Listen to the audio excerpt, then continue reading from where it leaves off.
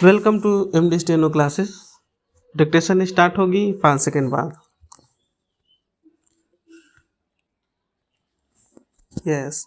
अध्यक्ष महोदय, मैं आपको एक और बात बतलाना चाहती हूँ और वह यह है कि कृषि विभाग को योजना आयोग ने बहुत गलत रास्ते में बिठा दिया है। उन लोगों के पास लड़ने के लिए दम नहीं है और देश में खाद्यान्न का उत्पादन बढ़ाने के लिए जो योजनाएं चाहिए और उनके लिए जो धनराशि चाहिए वे उनको पूरी तरह संस्वीकृत नहीं करा पाते हैं। कृषि विभाग तो जमीन की तरह आधार होता है और उसी पर देश के लिए पर्याप्त अन्न पैदा करने का महान भार है। इसलिए यह बहुत आवश्यक है कि अधिक अन्न उपजाने के मार्ग में जो भी आवश्यक कदम यह विभाग उठाना चाहे उसमें किसी तरह की रुकावट न हो। बहुत सी हड़तालें हो सकती है, मजदूर काम से बरी हो सकते हैं, लेकिन किसी भी हालत में वे खाने से बरी नहीं हो सकते। अब हम देखते हैं कि मिलों और कारखानों में हड़तालें हो जाती है, छुट्टी हो जाती है, तो आम काम के दिनों की अपेक्षा लोग उन दिनों में ज़्यादा खाना खाते हैं, ज़्यादा दावतें करते हैं। आज यह हमारे लिए यह सर्वाधिक महत्व का विषय है कि हमारा अन्न का उत्पादन उस गति से बढ़े ताकि हम अपनी खपत से अधिक उत्पादन कर उसका निर्यात कर सकें। सरकार तथा इस मंत्रालय के लिए यह समस्या एक बड़ा सिरदर्द पैदा कर रही है। हर एक विभाग में बड़े बड़े अधिकारी बैठे हैं और हजारों रुपए के बड़े बड़े वेतन ले रहे हैं, लेकिन मुझे दुख के साथ कहना पड़ता है कि उनका दिमाग कार्यालय की मिसीलों और कागजों में लगा रहता है। इस विभाग का काम बहुत ही महत्वपूर्ण है।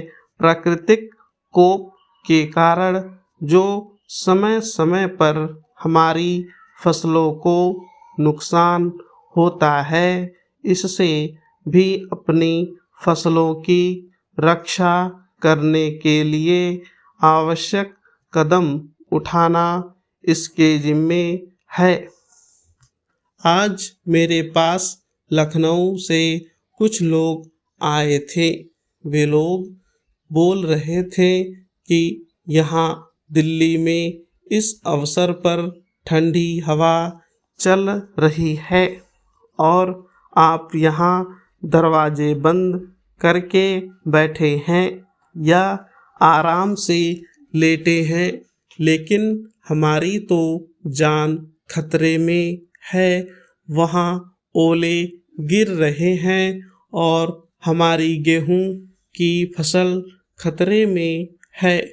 अब यह इस विभाग का काम है कि चूँकि हवा में पानी ज़्यादा होता है, इसलिए फसल के बचाव के लिए उस पर नियंत्रण किया जाए जिससे फसल की हानि न हो।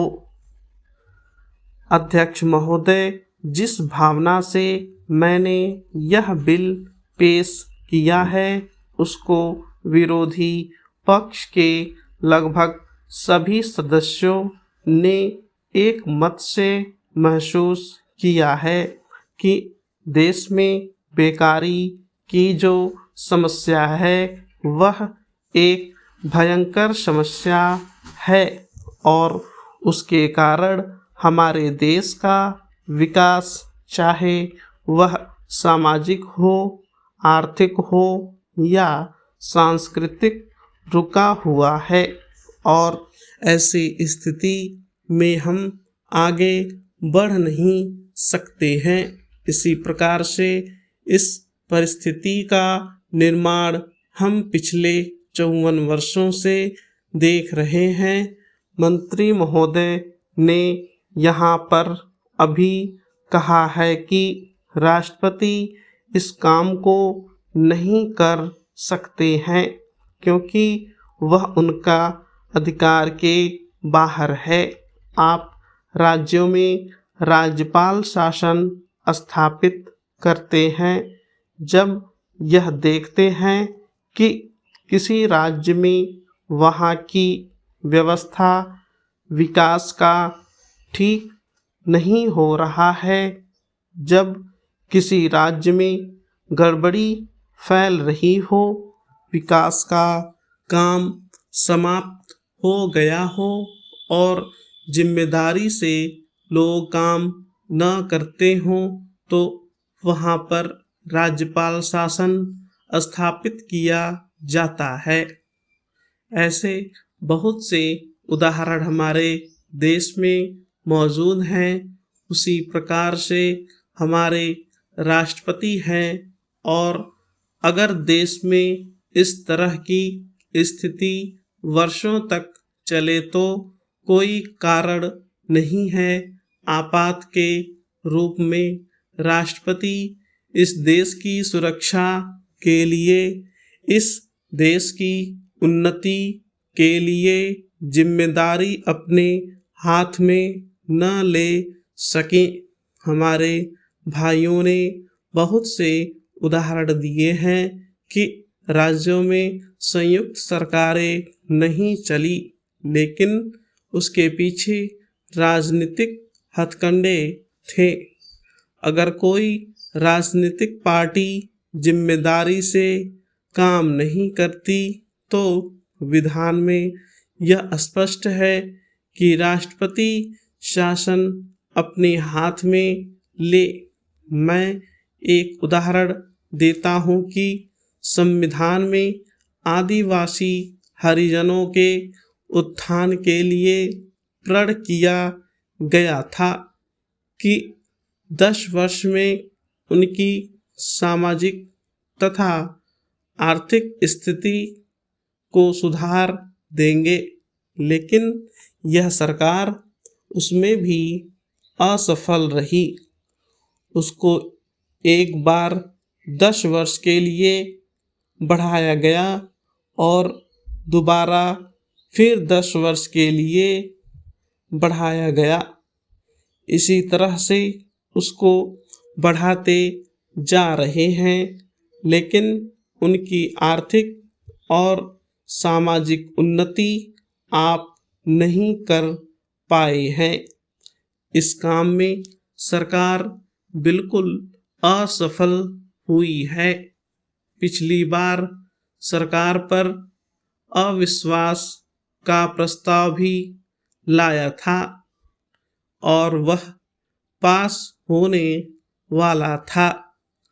इसलिए मेरा कहना है कि हमारे देश में यह जो बेकारी की समस्या है वह एक बहुत ही भयंकर समस्या है।